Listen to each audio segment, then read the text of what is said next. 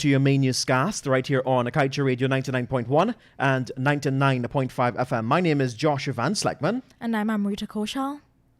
And without further ado, we get to your news in details. To start things off this afternoon, we tell you that former Finance Minister Winston Jordan has lambasted the administration over what he intends to be a misleading mid-year financial report, saying despite its lofty amount of 14.5% growth in the country's GDP, the actual growth is closer to less than 0%. Additionally, the reported 14.5% growth rate is not only misleading, but means nothing to the average persons, since figures in themselves are misleading. Compounding this situation, the former finance minister is exposing the deception being employed in the report, sought to put members in context, pointing out that 14.5% growth recorded is compared to a 2020 base. He recalled the economic showdown that impacted the global economy in 2020 as a result of the pandemic. Jordan further pointed out that to the fact that the non-oil GDP of 4.8% in half of the year is the same as the non-oil GDP in 2019. As such, you haven't really grown, Jordan lamented. While the PPPC government appears preoccupied with the revenues to be had from various ExxonMobil-led projects, a key report from the American oil giant has warned that there will be significant impact on the nation's marine resources due to the cumulative impact of those oil-related activities. This disclosure was made in the project documents for the Yellowtail development in the Stabroek block operated by Esso. The report noted that there are several exploration and development activities planned or are already in operation by Esso. With this in mind, Esso said its plans, together with the other operators, could cumulatively have a significant impact on some resources. It said these impacts include, but are not limited to, air quality and climate, marine water quality, and associated increases in other waterborne articles. And you're listening to us right here on Kaieteur Radio 99.1 and 99.5 FM, and this is your main newscast. We tell you that Neville Chandawati, a man accused of the murder of a gold and diamond dealer, Damchand Mangra, in 2007, has been scheduled to begin trial in the Georgetown High Court next Wednesday. Chandawati, called Sunil of Sparta on the Yasuke River coast, had evaded the police for 6 years after the crime was committed. He was eventually arrested and charged in 2013 for murder. According to reports, in 2007, Chandawati was employed by the gold dealer as a general manager of the Eldorado Trading in Port Kaituma when he, along with others, planned a robbery on the company. It was reported that during the robbery, Mangra was shot and killed as the robbers escaped with cash and a quantity of raw gold valued at some $93 million. The police reportedly failed to arrest anyone for the robbery up until 2013, when Chandrawati was caught executing another robbery in the gold mines. Police are yet to institute formal charges against the regional officials fingered in a multi-million-dollar fraud in relation to the supply of dietary items for the Kaieteur school feeding program in Region 8. The issue was raised yesterday during an examination of the region's expenditure by the Parliamentary Public Accounts Committee. The period under review was from 2016 and 2017. In 2016, it was discovered that the prices for items purchased were higher than that of similar items purchased by the region from other suppliers. The discrepancy led to a special investigative audit which was undertaken in 2017, and that probe revealed that the items were overpriced to the tune of $33.663 million. The investigation also revealed that the purchases were made from a particular supplier. As a result of the suspected fraud, the matter was reported to the police and an investigation was launched. During the PAC meeting yesterday, Regional Executive Officer for Region 8, Peter Ramatar, said that based on his examination of the report, he can only conclude that the breaches amounted to collusion. A cancer patient who resides at her cell on the east bank of Demerara is now being forced to wear a mask in her home as a result of air pollution caused by the dust particles from the atmosphere as a result of nearby cement burn. The ailing woman's husband, Fazal Zaman, who was ignored for months by the regulatory state body, the Environmental Protection Agency. According to the man, he wrote a letter to the EPA in July of this year but received no response. The frustrated man said he even visited the Neighborhood Democratic Council in a bid to get some relief for the woman who is presently on treatment. Although he's affected by the noise, Zaman noted that the real issue is the cement pollution. He noted that due to his wife's illnesses, she also suffered respiratory issues, and the cement dust only makes matters worse. This is your main newscast on Kaieteur Radio 99.1 and 99.5 FM. We will return.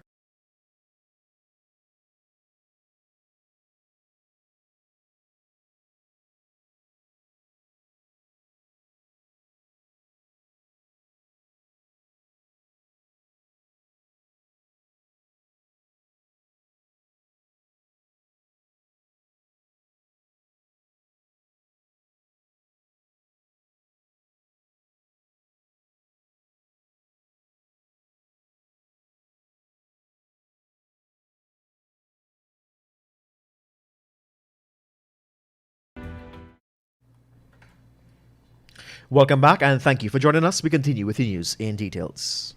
The file for the permanent secretary attached to the Ministry of Armenian Affairs, 42-year-old Sharon Hicks, who was fingered in a kickback scandal, was last Friday sent back to the Director of Public Prosecutions Chambers for the third time by the police seeking further advice.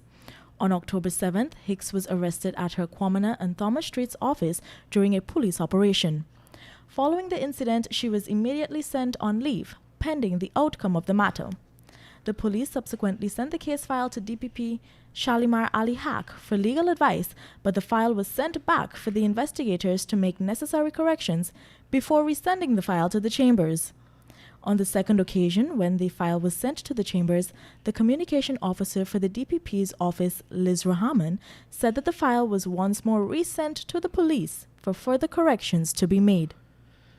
The Ministry of Finance disclosed yesterday that it hosted a meeting with senior officials attached to the Elite Agro LLC, one of the United Arab Emirates' leading companies in the growing, sourcing, importing and marketing of agricultural products.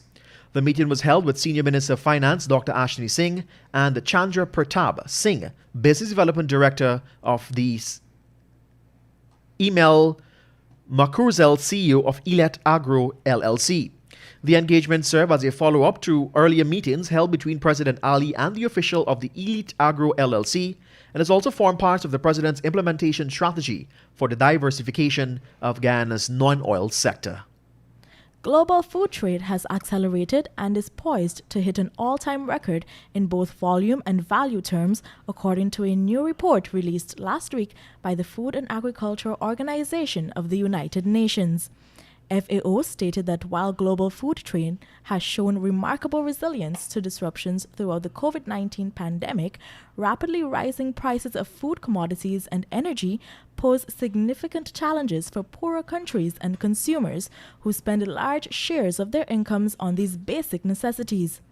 Back in September last year, Agriculture Minister Zulfikar Mustafa told a forum that Guyana produces 59% of the food for consumption, which means that food import dependence is at 41%. He further explained that the food import bill stood at 45 billion Guyana dollars. Last Friday, President Dr. Irfan Ali warned citizens to brace for an increase in cost of living as a result of the global supply chain crisis. This is your main newscast on Kaieteur Radio 99.1 and 99.5 FM. We continue with the news. Scores of residents and farmers in Bell West, Canal No. 2, West Bank, Demerara on Saturday morning took to the streets as they protested alleged corruption in the distribution of flood relief grants. While some residents claimed that their names were replaced with other names, but their contact information and address remains, others alleged that the names were completely removed from the list of beneficiaries for the flood relief. Yvonne James also lamented that even though money and hampers were shared, she never benefited. Devita Sugrim, another resident, explained that they are not protesting against the government, but rather corrupt official at the Neighborhood Democratic Council. The regional chairman committed to collecting their names of complaints to investigate their claims and sought to assure that if there is enough evidence, the affected persons will receive their grants. The importation of pork and pork products have been put on an immediate ban following an outbreak of African swine fever in the Caribbean. ASF differs from swine flu as it does not pose risk to human health but can infect pigs if they are exposed to contaminated pens, trucks, clothing, or feed, whereas swine flu can be passed on to humans and is spread from direct and indirect contact with pigs infected with the virus. Pigs can also be vaccinated against swine flu but not against ASF. The Food and Agriculture Organization of the United Nations reported that the first case of ASF in the region was discovered in domestic pigs in the Dominican Republic on July 28, 2021. It is also the first confirmed case in the Western Hemisphere since the 1980s. The Guyana Livestock and Development Authority, GLDA, the organization that oversees and manages livestock-related matters locally, has since put local farmers on alert for the disease. The Guyana Revenue Authority, GRA, will be temporarily moving its license registration operation from its Smythe and Princess Street location to the GRA's parking lot at Lamaha Railway Embankment, Camp and Lamaha Streets later this month. GRA said operations at the new location will take effect from Monday, November 29th. In order to facilitate the relocation, the office at Smythe Street will be closed on Friday, November 26 from 12 noon. The hours of operation at the railway embankment facility will be Monday to Thursday from 7 a.m. to 3:30 p.m. and Fridays from 7 a.m. to 2:30 p.m. Auto dealers, however, will be granted 3.5 hours slots daily to complete their transactions. And now for your COVID-19 update. The Ministry of Health yesterday reported it has recorded a total of 55 new COVID-19 cases, taking the total number of confirmed cases in the country to 36,872.